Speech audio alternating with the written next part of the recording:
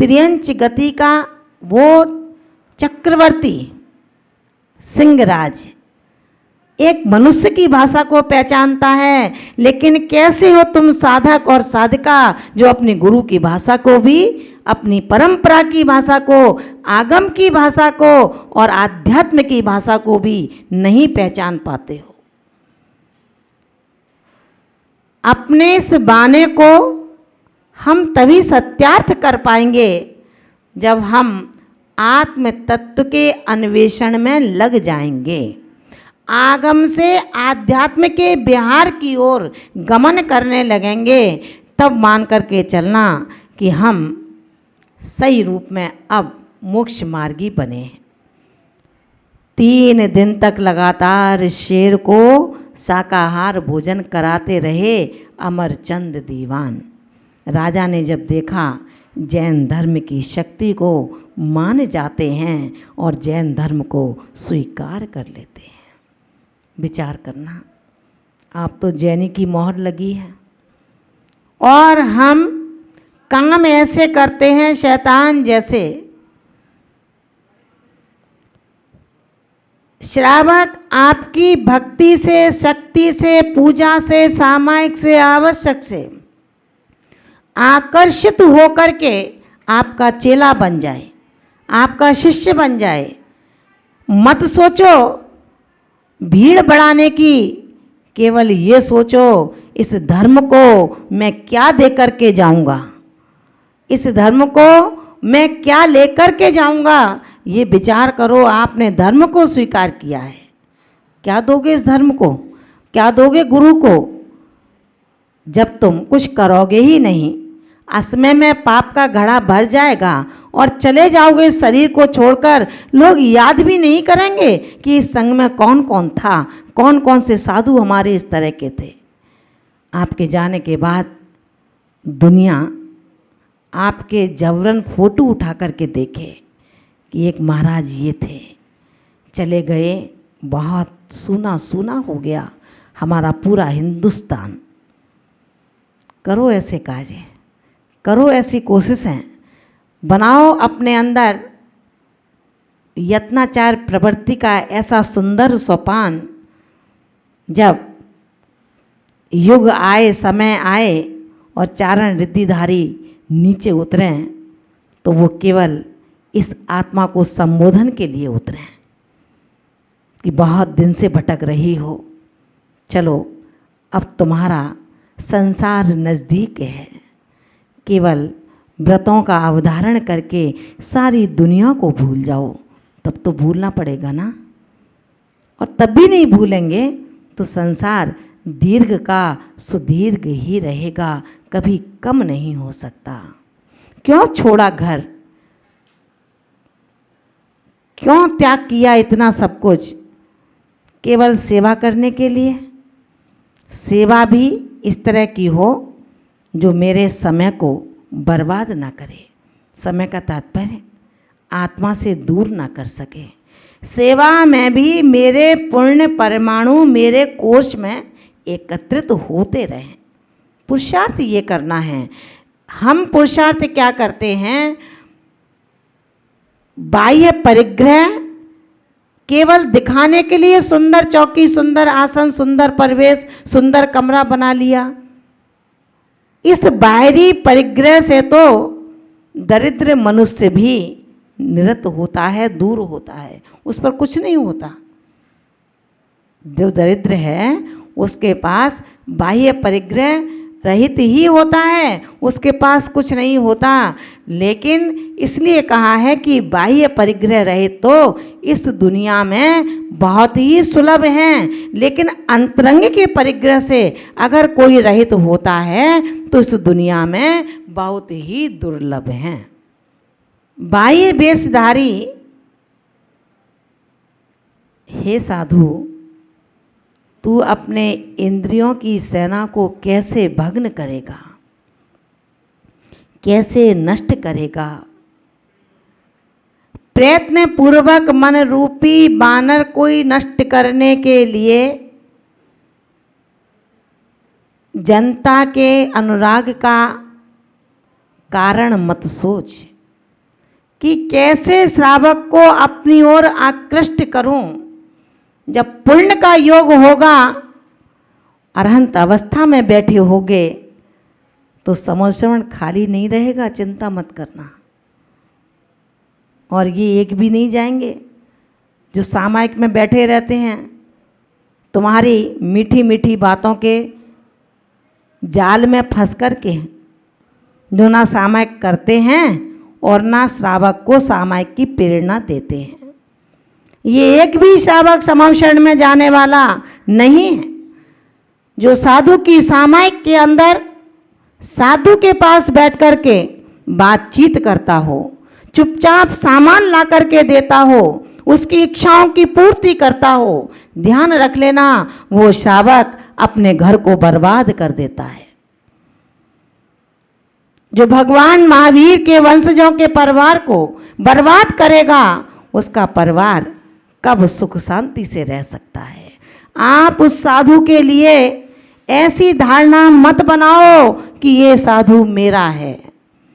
आज देश के अंदर जितने साधु हैं वो सब आपके ही हैं, किसी दूसरे के नहीं हैं। और यदि आप भी उसमें मिल जाएंगे तो आप भी भगवान महावीर के वंशज कहलाएंगे।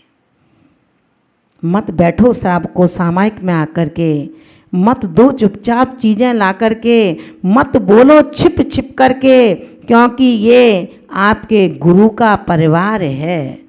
आपका गुरु आप पर ही विश्वास करता है। यदि विश्वास को खो दोगे तो क्या कोई शिष्य और भक्त गुरु के विश्वास खोने के बाद सुख और संपन्नता को प्राप्त कर पाया है? विचार करना। यही कहते हैं आचार्य कुंद कुंद स्वामी कि जो मुनियों के चक्रवर्ती हुआ करते हैं, ऐसे वो गुरुराज, ऐसे हमारे प्राणाधार, ऐसे श्रेष्ठ मुनि जो सम्यक दर्शन, सम्यक ज्ञान, सम्यक चारित्र, तप, इन 4 आराधनाओं को जिन्होंने प्राप्त कर लिया है, इसके विपरीत जो भाव रहित हैं, जिनके पास 4 आराधनाएं नहीं हैं, व्यवहार निश्चय सम्यक्त का कोई आचरण नहीं है, मात्र बाह्य वेश से मुनि हैं, वे दीर्घ काल तक संसार में परिभ्रमण करते रहते हैं।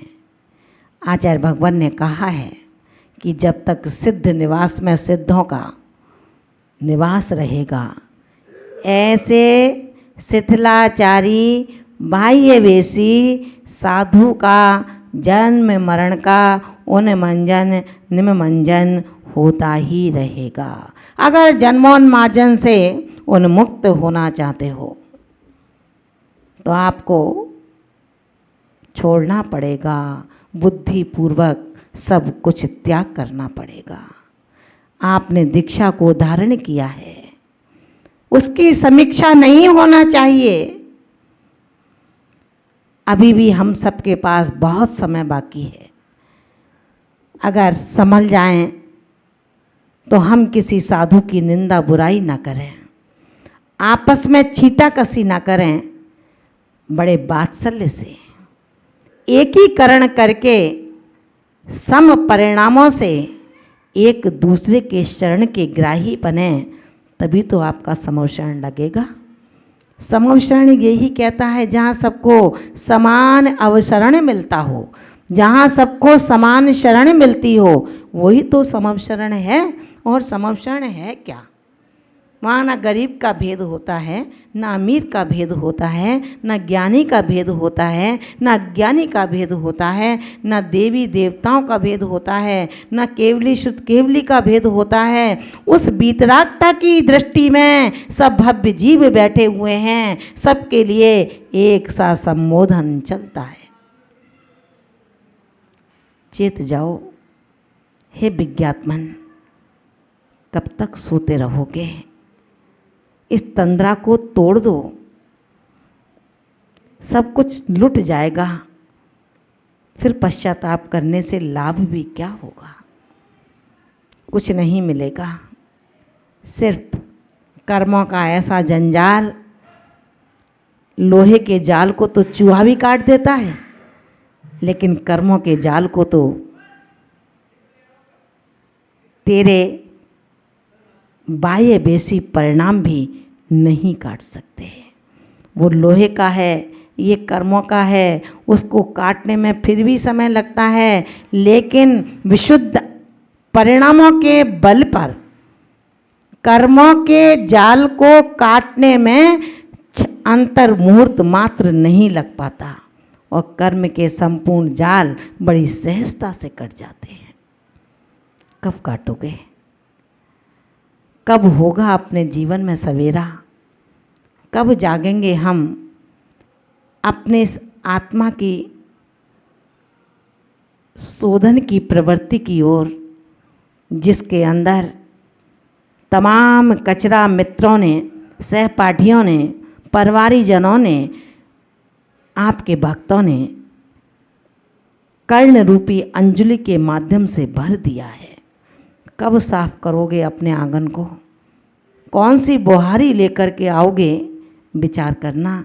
घर के फर्श को साफ करने के लिए कोमल बुहारी लाते हो, अगर कठोर लाओगे तो जीवों की हिंसा हो सकती है। जीवों की हिंसा ना हो, इनको कोई कष्ट ना हो, तो हम कोमल बुहारी लाते हैं। रे मन, तेरे आत्म प्रदेश का जो तेरे स्वयं का जीव है, उसे कितनी कठोर बुहारी से झाड़ रहे हो। इतने भारी भारी कर्म के पाषाण उस पर लाद दिए। क्या तुझे वजन नहीं लगता कि मेरा ये आत्मा के प्रदेश टूक टूक हो जाएंगे, जर्जर हो जाएंगे? कैसे लेकर आगे यात्रा में जाऊंगा? आगे यात्रा जारी रखनी है। अभी वर्षा योग चल रहा है, फिर यहाँ से बिहार भी होगा। ये बिहार शरीर का होगा, और जब इस तन से बिहार करेगा ये आत्मा, तो आत्म प्रदेशों का बिहार होगा। जैसे शरीर के बिहार के लिए एक समाज आती है, सम्मान पूर्वक श्रीफल भेंट करती है, आपको लेकर के जाती है, आपकी अगवानी करती है, आपकी यथोचित सुंदर व्यवस्थाएं करती है, वो समाज करती है। लेकिन रे साधक, तेरे आत्म प्रदेशों का जब इस शरीर रूपी गांव से बिहार होगा, तो तुझे सारी व्यवस्थाएं खुद करनी पड़ेंगी। कहाँ ले जाना है, वहाँ कैसी व्यवस्था में बैठाना है, कैसी व्यवस्थाएं मुझे अच्छी लगती हैं, इन सब का उद्योग, उद्यम, व्यापार तुझे खुद करना होगा। कब करेगा? तुझे समय नहीं है। सुबह से उठकर शाम तक इतने काम हैं, अपने आत्मा का कब शोधन करूं? परम गुरुदेव कहते हैं, रे भव्यात्मन, आत्मा का शोधन करने के लिए अलग से किसी कमरे में नहीं बैठना, अलग से किसी मित्र के पास नहीं बैठना, अलग से उसका कोई पाठ नहीं पढ़ना। जो पाठ आप करते हैं, जो कृतिकर्म आप करते हैं, जो आवश्यक आप करते हैं, उन आवश्यकों में तीर्थ वंदना है। उन आवश्यकों में अतीत की आलोचना है। उन्हीं आवश्यकों में जो जीव जल गए हैं, मल गए हैं, टुकड़े हो गए हैं, उनका पश्चाताप है, निंदा है, गरा है। सोच के पढ़ो, अर्थ को समझ के पढ़ो। बस यही तो इस आत्म प्रदेशों के बिहार की एक सर्वोत्तम व्यवस्था है। जब तुम इन पाठों को अर्थ और शुद्ध उच्चारण के साथ ग्रहण करोगे, तो आपकी आत्मा के परिणामों का सुंदर शोधन होगा। समझ रहे हो ना? जल्दी जल्दी पास करेंगे तो शोधन नहीं होगा। अगर शोधन हो रहा होगा तो उस पर भी और कर्म कालमा का आवरण चढ़ जाएगा। इसलिए हम सभी कोशिश ये करें कि अपने इन महाव्रत रूपी शिखर पर सम्यक दर्शन के ऐसे कलश चढ़ाएं जिनको देख करके मिथ्याति स्तंभित हो जाए और आपके चरणों में आकर के गौतम की तरह सर्वस्व अर्पण कर दे। महावीर के समोषण को देख करके गौतम का मान विगलित हो गया। प्रकांड विद्वान, वेद वेदांतों का पाठी, सैकड़ों शिष्यों का गुरु भगवान महावीर ने कोई प्रयास नहीं किया, आओ तो सही जाओ तो सही। याद है ना, आश्रम में जब एक गाय भक्त ने दान में दी, चेले ने कहा गुरुजी एक भक्त बढ़िया गाय दे गया है। गुरुजी ने कहा बहुत अच्छा है बेटा, बांध दो। जो दान दे गया था भक्त दूसरे समय में आया और गाय को खोलकर ले गया। उस भक्त ने फिर कहा गुरु से जाकर शिष्य ने, गुरुजी जो भक्त गाय दान कर गया था वो वापस ले गया। गुरुजी ने कहा बहुत अच्छा, वापस ले गया तो बहुत अच्छी बात है। शिष्य बोला गुरुजी समझ नहीं पाया, आखिर जो गाय दे गया था तब मैंने आपसे कहा तो आपने कहा बहुत अच्छा, और जो गाय ले गया तब मैंने आपसे कहा तो आप कहते हैं बहुत अच्छा। मैं आपका आशय समझ नहीं पाया। पता है गुरु ने क्या कहा? गुरु ने कहा बस अनुकूलता और प्रतिकूलता में सम रहो। वो गाय दे गया तो अच्छा इसलिए था कि दूध मिलता, हम दूध पीते। गाय ले गया तो अच्छा इसलिए रहा उसका गोबर उठाना पड़ता, अब गोबर नहीं उठाना पड़ेगा तो अच्छा। हर चीज में, हर स्थिति में, हर पहलू में हम खुश रहें, सावधान रहें, कर्मों को अपनी ओर, उन बरगणाओं को अपनी ओर आकर्षित ना करें जो कर्म संज्ञा को प्राप्त नहीं हुई हैं।